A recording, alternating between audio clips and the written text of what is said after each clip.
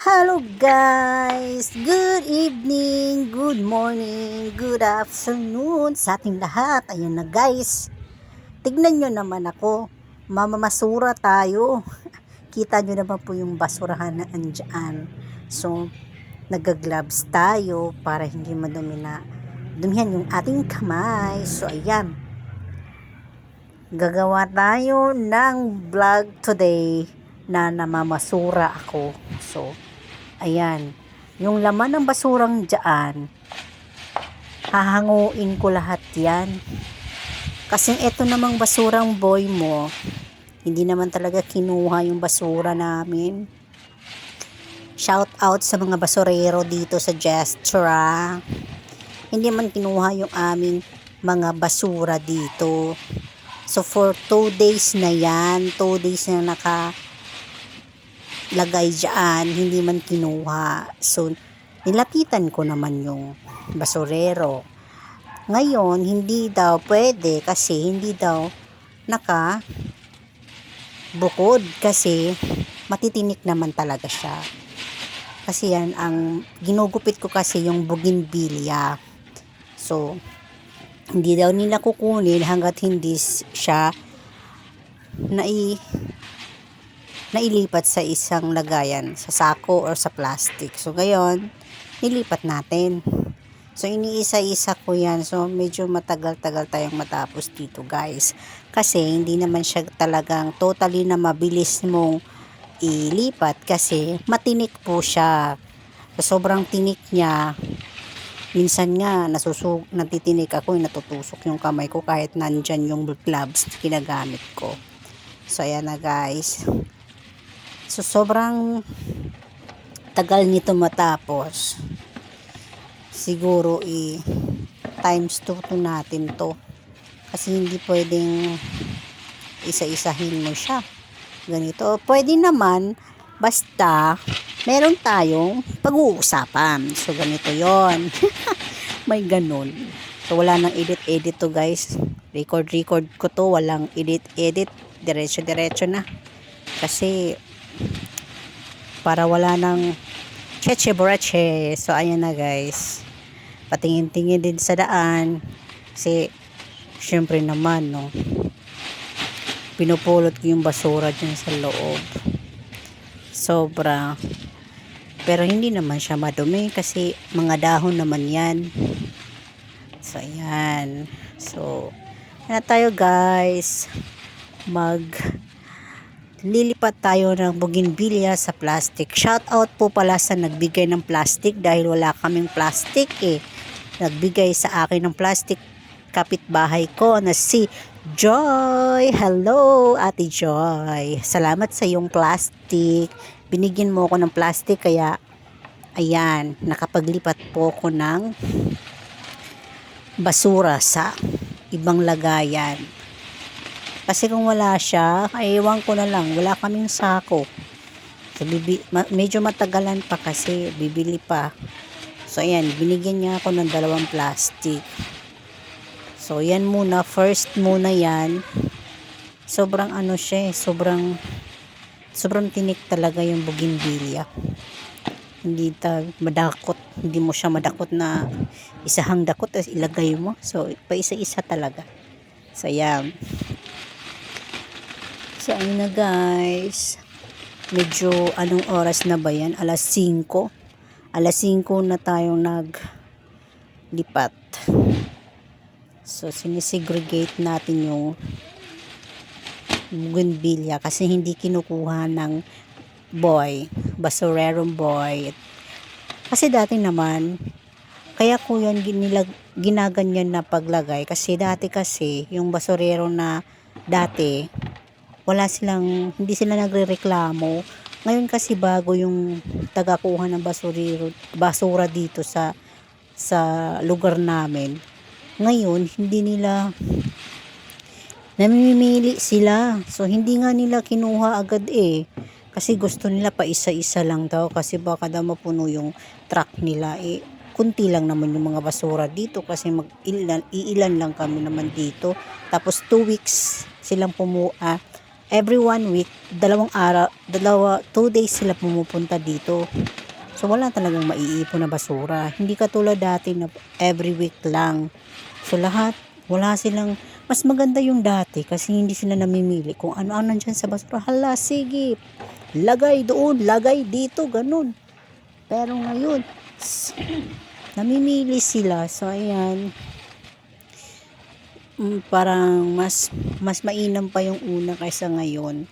Kasi ang ano naman nila, hindi daw, baka daw hindi magkasya. Ang laki-laki ng truck nila, hindi magkasya. Ilan lang naman yung mga basura dito. Konti lang naman. So, ayan na guys. Sa ngayon, nakuha na naman na yung basura. So, yan, pangalawang plastic na yan. So, napuno na yung unang plastic. So, patingin-tingin muna tayo sa gilid. Uy, parang may nag-text. So, may nag-chat. Si boss nag-chat kasi nangihingi siya ng pang snacks. Ayan, hindi niya alam kasi nandyan ako sa labas. Kaya i-post muna natin yan kasi nangihingi siya ng snacks. So nagugutom yung boss natin. So bibigyan na muna natin. So sa ating pagbabalik, ayan, balik na tayo guys. So ayan, so, nabigyan na natin ng snacks yung boss natin. So ayan, palingon-lingon na naman si Akech kasi medyo marami na naman madami din namang mga taong dumadaan. Akala kasi nadampot na ako ng mga ano dyan sa basurahan. So okay lang naman yun kasi basura lang din naman namin yan. So ayan, inaayos-ayos ko muna yung gloves ko, pero natusok mo talaga ako yan guys, ito sa kaliwang kamay. So go lang. So pangalawang plastic na yan guys. Ay nako, buhay. Pero sa basura daw, marami daw pera sa basurahan, sabi nila. Kasi yung mga iba kasi kahit hindi pa masyadong luma, tinatapon na nila. Pero sa ibang bansa, nako, mga Pinoy doon, hindi nila alintana yung basura. Yun, kinakain pa yung iba.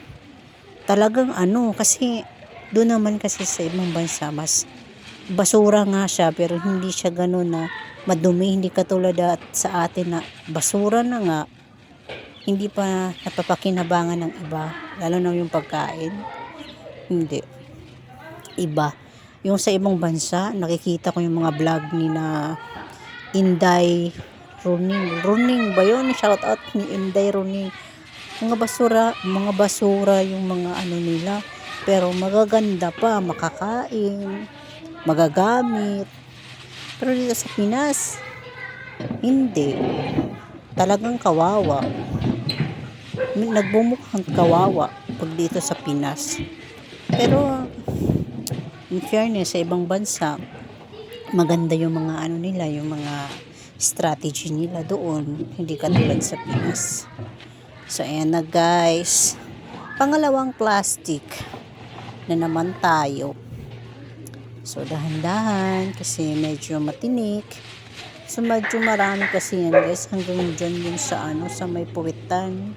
Kaya sunod yan, na yan yung mga pagkain, yung mga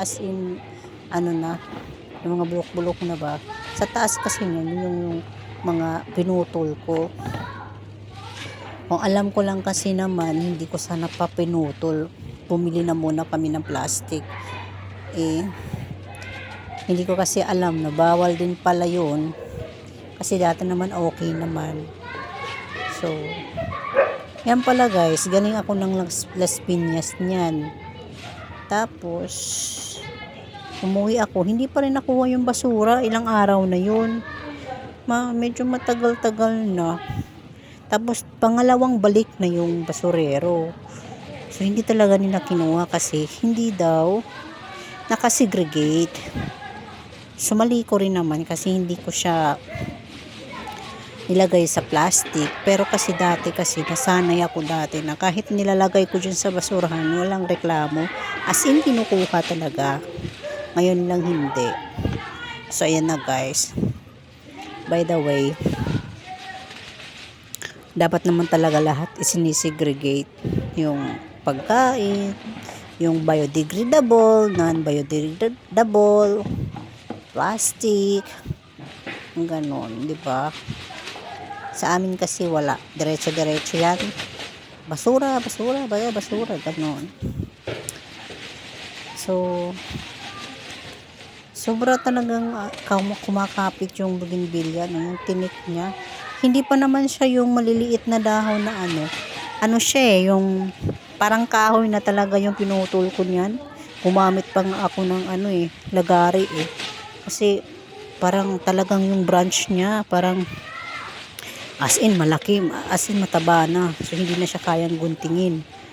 So shout out pala sa gunting ko, nawala pala yung gunting ko. Nasaan ka na kaya yun? Siguro natapon din yun sa basurahan.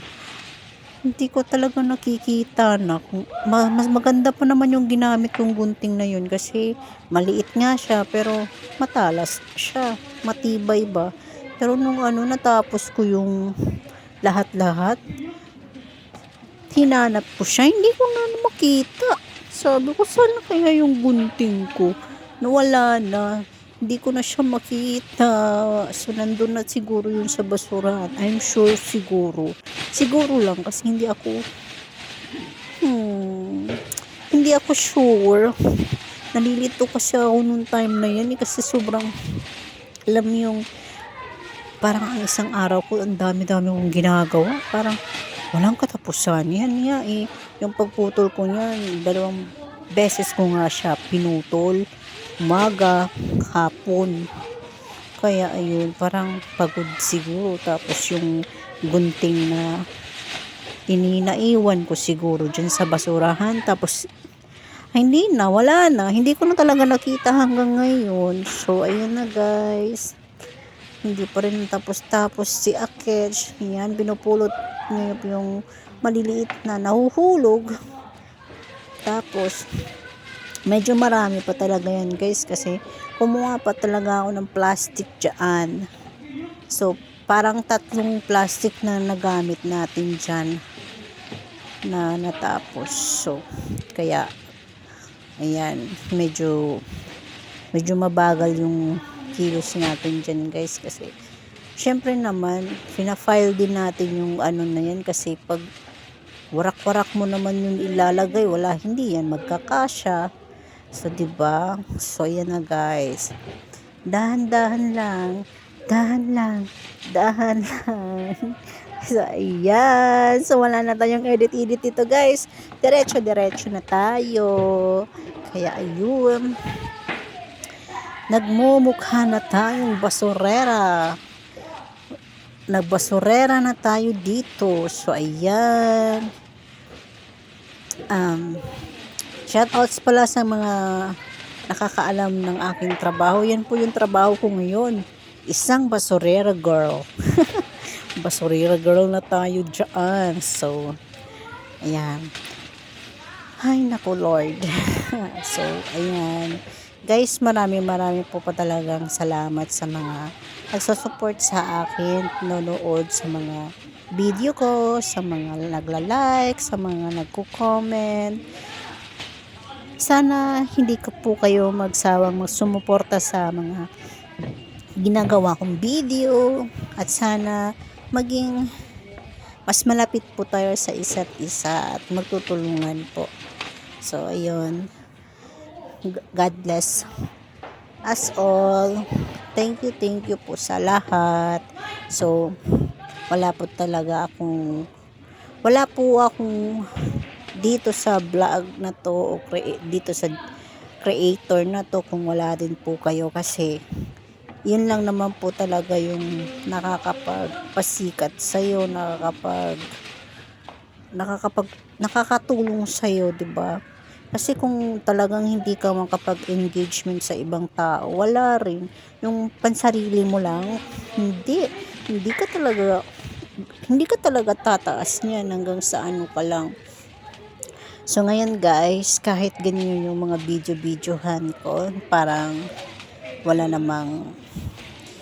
siyang ibang napupulot na aral, para kasing lonely. Lonely, oh Mr. Lonely. Ayan na guys, tinumba ko na siya guys kasi hindi ko na siya abot.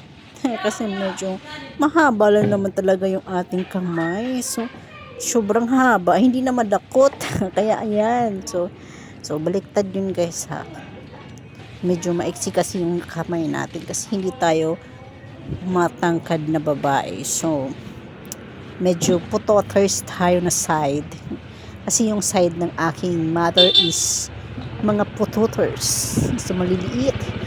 Yung side ng papa ko is matatangkad naman sila. But nagmana ako sa aking mother. Kaya yan. Yan.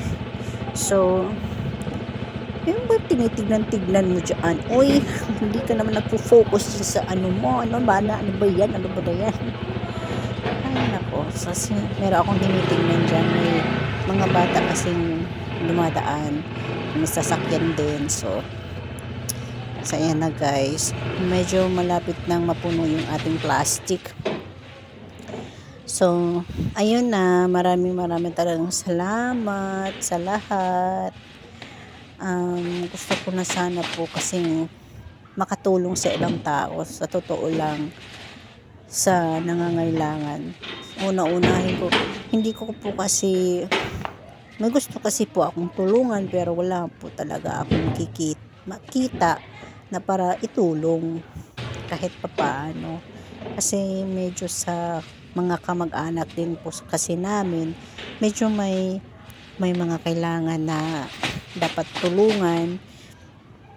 Kasi hindi naman lahat ng tao na hindi nangangailangan ng tulong sa ngayon, kasi lalo na yung mga kakapwa mo vlogger, maraming kaya nga nila ginagawa to para may extra income sila.